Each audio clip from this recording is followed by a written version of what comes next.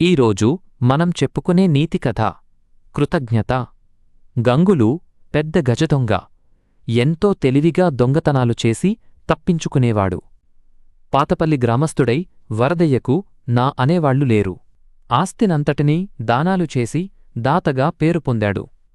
ఒకరోజు రాత్రి గంగులు వరదయ్య ఇంటికి దొంగతనానికెళ్లాడు. ఇల్లంతా గాలించినా విలువైన వస్తువేదీ దొరకలేదు.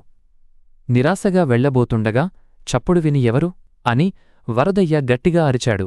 గంగులు వరదయ్య మెదకు కత్తిపెట్టి ఇంట్లో విలువైన వస్తువులేమున్నాయో చెప్పు అన్నాడు. చూడు బాబూ, నా దగ్గరిప్పుడేమీ లేవు. ఉన్నదంతా దానాలు చేసేశాను.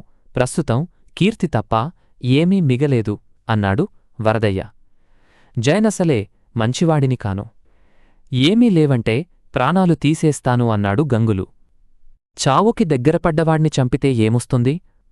నా ధనమంతా దానధర్మాలకు వెచ్చించాను.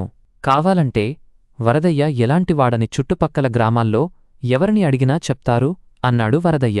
వెంటనే గంగులు చేతిలోని కత్తిని కింద పడేసి వరదయ్య కాళ్లపై పడ్డాడు. వరదయ్య ఆశ్చర్యపోయి చూస్తున్నాడు. అయ్యా, నన్ను క్షమించండి. పాతపల్లి వరదయ్యంటే మీరేనని తెలీదు. మీరు చేసిన సాయం వల్లనే నా చెల్లి పెళ్లి జరిగిందని మా అమ్మ చెప్పింది. దొంగతనం నేరంతో కారాగారంలో ఉండటంతో మిమ్మల్నప్పుడు చూడలేకపోయాను. మీ పరిస్థితి ఇప్పుడిలా అయిందేంటి? ఈ వయసులో ఏ తోడు లేకుండా ఎలా ఉంటారు? మీరు మా ఇంటికి వస్తే మిమ్మల్ని నేను పోషిస్తాను అన్నాడు గంగులు.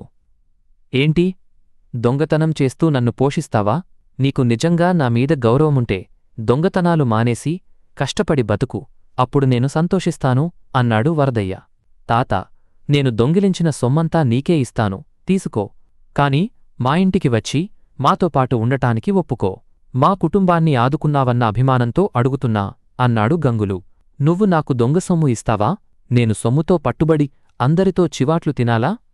నేను నీకు మేలు చేశానో లేదో నాకు గుర్తులేదు.